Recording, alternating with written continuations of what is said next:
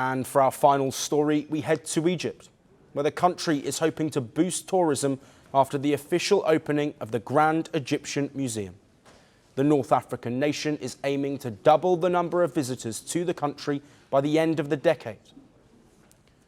The new 500,000 square foot museum is housing tens of thousands of artifacts.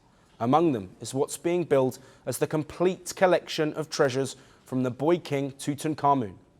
Many of these items are being displayed for the first time ever. The museum, located near the Pyramids of Giza and the Sphinx, will also house immersive exhibits using virtual reality. The GEM is the world's largest museum dedicated to an ancient civilization. The project came in at a reported cost of $1 billion and faced significant delays. Construction began more than 20 years ago under then President Mubarak. But work on the project was interrupted during the 2011 Arab Spring uprising, which led to the overthrow of Mubarak after 30 years in power. And a small part of the museum is yet to be completed.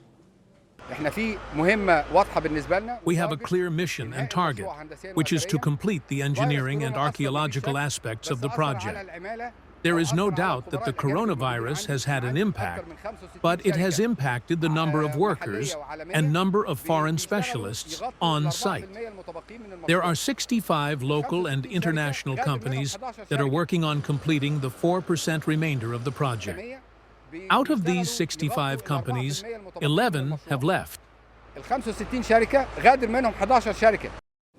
Now, the project hasn't been without controversy. In 2016, 3 officials were charged over wasting $20 million, this due to alleged administrative errors. Allegations of theft and corruption have also been tabled against some museum staff and officials. But despite the setbacks, several heads of state and government officials were at the museum's opening, led by Egyptian President Abdel Fattah El-Sisi. Other notable attendees include Spain's King Felipe, German President Frank-Walter Steinmeier, Dutch PM Dick Schoof, Hungarian Prime Minister Viktor Orban, and President of the Palestinian Authority Mahmoud Abbas. Chinese President Xi Jinping also sent a congratulatory message to the Egyptian president following the opening.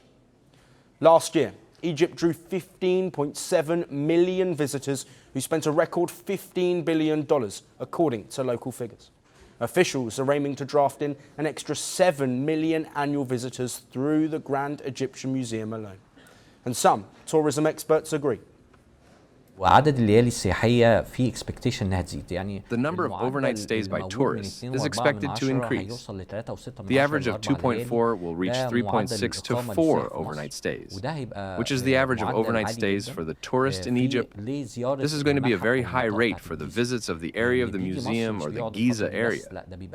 Those who come to Egypt do not stay for this period only, but there is a bigger program, 7 to 14 days.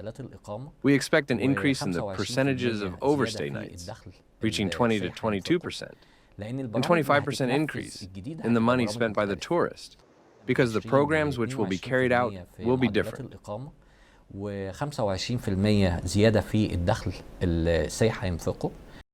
The overall goal for Egypt is to boost the total number of visitors to around 30 million a year by 2030.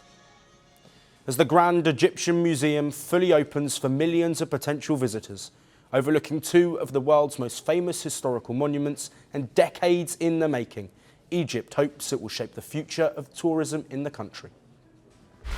Want the facts? The latest developments? News that gets straight to the point. Well, we've got all 3 just for you. This is Firstpost Live, a brand new show, your window into what really matters. Don't miss it.